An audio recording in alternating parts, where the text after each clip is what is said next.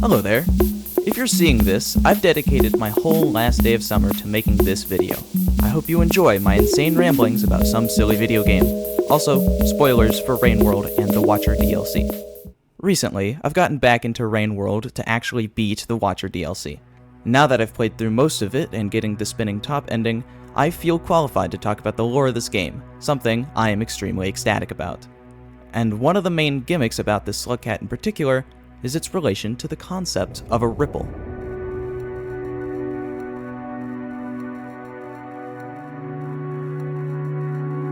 The Watcher is exceedingly weird in many ways, but the main thing is that it isn't tied to the 5 natural urges we've seen in literally everything else in this game. These urges are violence, reproduction, companionship, gluttony, and self-preservation, and each is represented by these karma symbols on the karma wheel.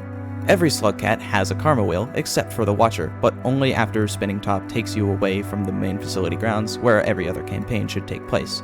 After that encounter, you have ripple levels instead of karma. The higher your ripple level, the more powers you unlock.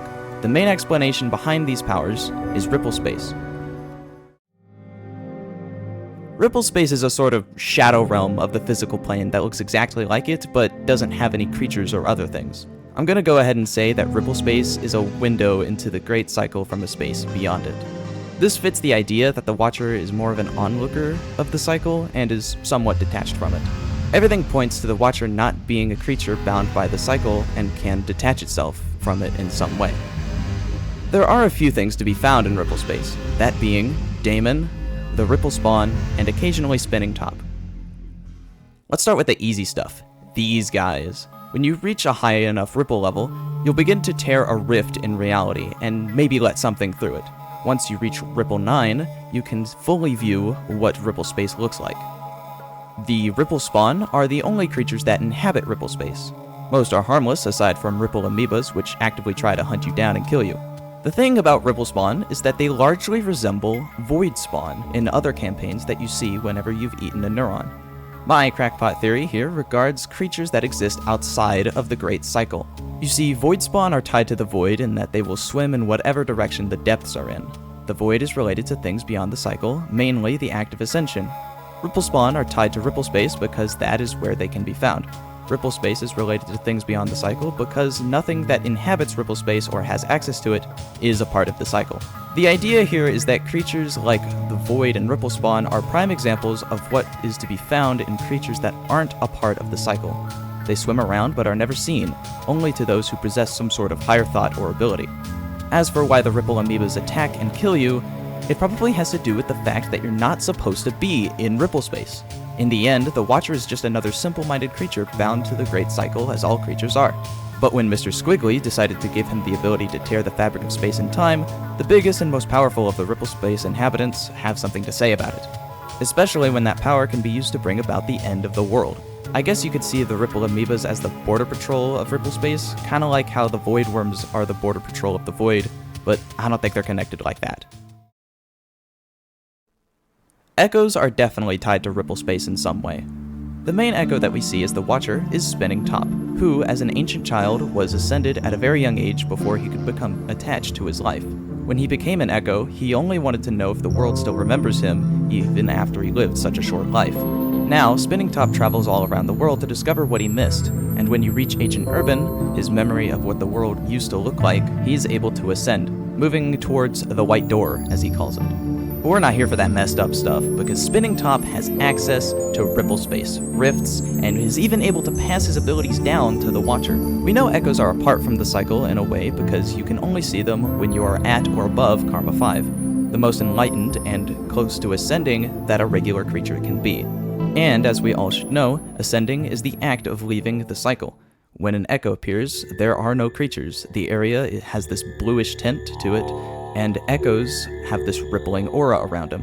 Funnily enough, there are no regular creatures in Ripplespace. The world is the same, but covered in a blue light, and you can even find these rippling areas that are actually rifts that we'll get to next. This is all to say that Ripplespace is not directly a part of the cycle, and neither are the echoes, connecting echoes to their ability to warp space and time. But why don't other echoes do this? Well, Spinning Top is just a child who is much more jubilant about his situation than the other Echoes who only talk about their past lives. I'm sure that, as a child, he wouldn't know any better when it came to letting the Watcher have a taste of his power. Other Echoes, who are likely adult ancients, reckon that they probably shouldn't give some random slugcat such power and instead opt to enlighten them, allowing the player to properly ascend. Damon, along with the majority of this DLC, is very weird. The region itself is the smallest in the game, only having 3 rooms and 22 screens. Damon can only be accessed once you have Ripple 9, and when you go into Ripplespace in a specific room depending on the region you find yourself in. Every region has its own Damon portal, but Damon only has 2 portals that lead to other regions, Shattered Terrace and Outer Rim. Fun fact, these areas are actually connected to both of the Watcher's endings. Shattered Terrace leads to Spinning Top's memory of the ancient city, where he is able to ascend, and Outer Rim has the prince who wants to spread the rot all throughout space and time, where he becomes paralyzed with karma flowers after rotting the majority of the in-game regions. I would talk further about how exceedingly weird karma flowers are, but I'm going to save that for another time. But let's look into the name of the region. Damon, with an E, is a background process that is only active when it is being used, and is otherwise dormant. The whole thing is very convenient, and the one theory I've got right now is pretty far out there. Damon takes the form of a liminal void.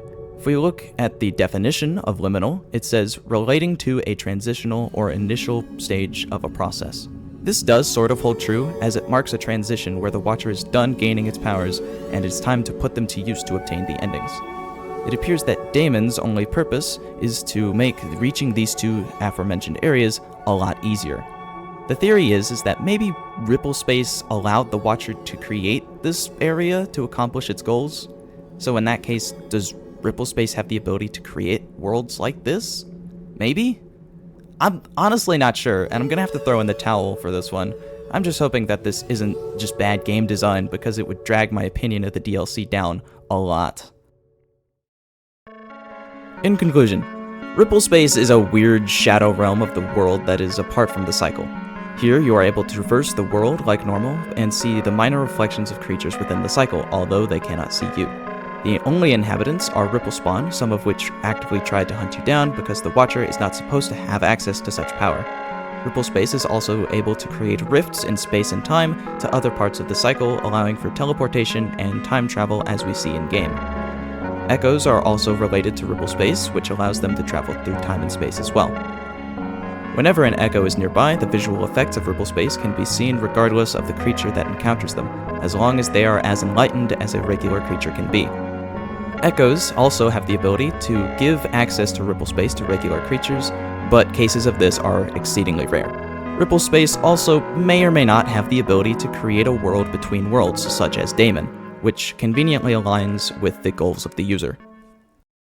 If you enjoyed this video or learned something, I would highly suggest that you press the subscribe button to be notified when I make another video.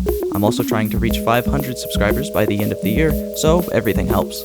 If you have something to add or critique about this video, please feel free to leave a comment, as I will be reading them to learn more about how this great game works. See you later.